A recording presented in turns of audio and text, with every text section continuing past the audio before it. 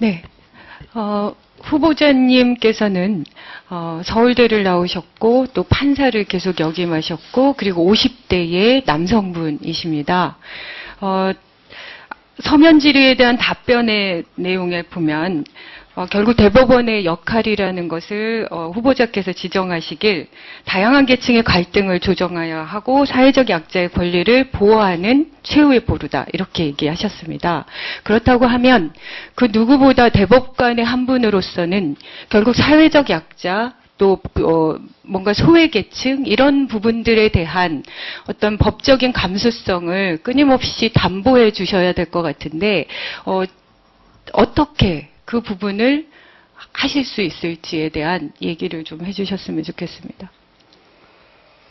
예, 제가 그 단독 판사를 할 때 아마 위원님 판결을 가지고 계실 텐데요. 그 영주에서 영주 상공회의소 직원이 퇴직을 해서 퇴직금을 청구를 했습니다.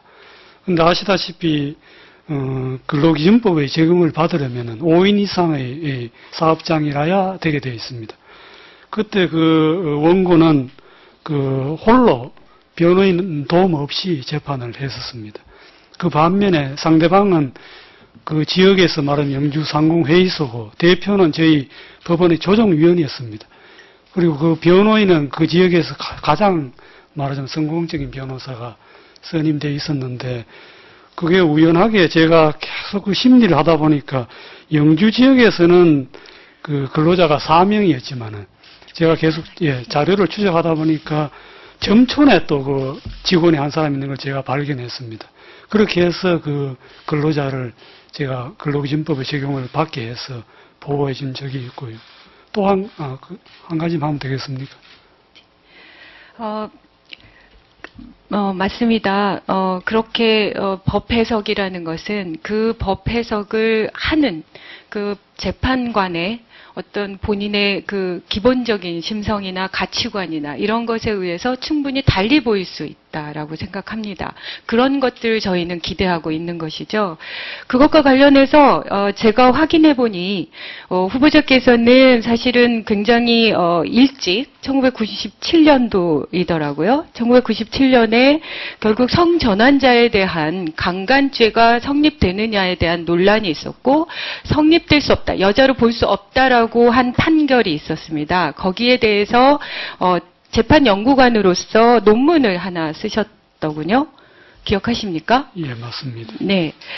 물론 거기에 대해서 긍정적으로 획기적인 결론을 내시진 않았지만 그 부분이 그 당시에 어쨌든 성전환 수술이라는 문제에 대해서 적극적으로 노력해야 된다라고 지적을 하고 계셨습니다.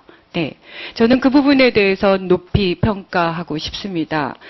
사실은, 입법부가 이 부분도 이 성전환에 대한 끊임없는 논란이 있었고, 그것에 관한, 법안이 계류 중에 있었음에도 불구하고 여전히 통과되지 않고 있는 상태에서 대법원에서는 어쨌든 그런 입법의 불비를, 보완하기 위해서 성전환자 성별 변경에 관한 대법원 예규를 마련하고 있죠. 알고 계십니까? 예, 그렇습니다. 네. 저는 그 부분과 관련해서, 혹시 후보자님께서도 아시는지 모르겠습니다만, 독일에서는 지금 출생신고서 자체에 그 남녀라는 그 성을, 정하지 않고 제3의 성으로 비워놓을 수 있도록 법을 개정했습니다. 혹시 알고 계시죠? 예, 제가 지금 처음 들었습니다. 아, 그렇습니까? 예. 네, 2013년에 마련이 돼서 매우 그런 합리적인 사실은 그렇습니다.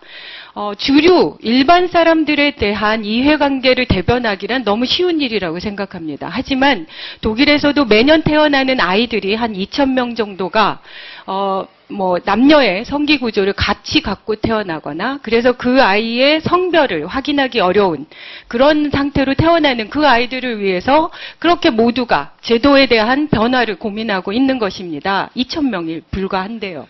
저는 그런 합리적인 그런 태도들을 조금 더 사법부에도 그런 부분들을 요청하고자 하는 마음입니다. 그렇기 때문에 사실은 아까 후보자께서 그 분석을 쓰신 판례가 그대로 유지되고 있지 않지 않습니까? 강간죄에 대한 성전환자가 여전히 인정됐잖아요. 판례가 바뀌었습니다. 알고 계십니까? 예, 그 판결에서 제시한 기준은 그대로 유지되고 있습니다. 다만 그 구체적인 사안에서 그 요건에 해당되는지 그 판단을 지금 달리하고 있을 뿐입니다. 물론입니다. 그 요건이 끊임없이 변화되고 있는 것이죠. 사회에서 수용될 수 있는 그 변화. 그렇기 때문에 대법관 분들은 특히나 그 사회의 변화, 때로는 사회의 변화를 이끌어 가야 되는 거죠. 사회의 인식이 잘못됐다고 판단되고 헌법 정신에 위배된다고 하면 또 그 또한 여론을 무시하고 내지는 여론의 문제점을 지적하며 선도할 수 있는 판례를 만들어내야 된다고 생각합니다. 그것이 대법관의 사명이기도 하다라는 생각입니다. 그런 의미에서 저는 한 가지 부탁을 드리거나 입장을 확인하고 싶습니다만 말씀하신 대로 특별한 법의 변화가 없음에도 불구하고 1심 법원에서 판례들이 바뀌고 있습니다. 그것이 또 사회의 변화를 반영하고 있는 올바른 방향이라고 생각하는데 아까 말씀드린 것처럼 성전환자들에게는 성변경이라는 것이 너무나 자신들의 인생의 중요한 문제인데 그 성별 변경과 관련해서 요건을 외부성기 성형이라는 것을 정하고 있습니다. 그런데 최근에 하급심 판결에서는 그 성전환 수술이라는 것이 그 당사자에게는 목숨까지도 걸어야 되는 너무나 위험한 부분이기 때문에 그것이 반드시 필요하지 않다라고 판결을 내리고 있습니다. 그것에 대해서 알고 계십니까? 입장을 좀 얘기해 주셨으면 좋겠습니다. 예, 내용은 알고 있습니다. 그러면 이 부분에 대해서 예규나 이런 부분들에 대한 변경을 검토해 보실 의향은 있으십니까? 그래서 위원님 아시다시피 저희도 노력하겠고 또 예규는 어떤 법관 1인의 의사에 따라서 변경되는 것은 아닙니다. 다만 그런 쪽으로 노력은 하겠습니다만은 아까 그 위원님 말씀대로 독일에서는 일찍부터 이걸 법으로 다 제정을 해오고 있습니다.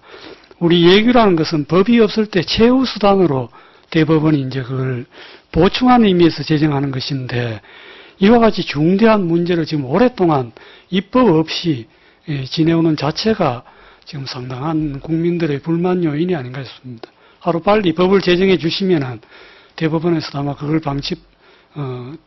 그걸 근거로 해서 좋은 판례를 아마 많이 낼 걸로 생각합니다. 네, 진선미 의원님 수고하셨습니다. 다음에는 새누리당 김도읍 의원님 보충 질의해 주십시오. 예.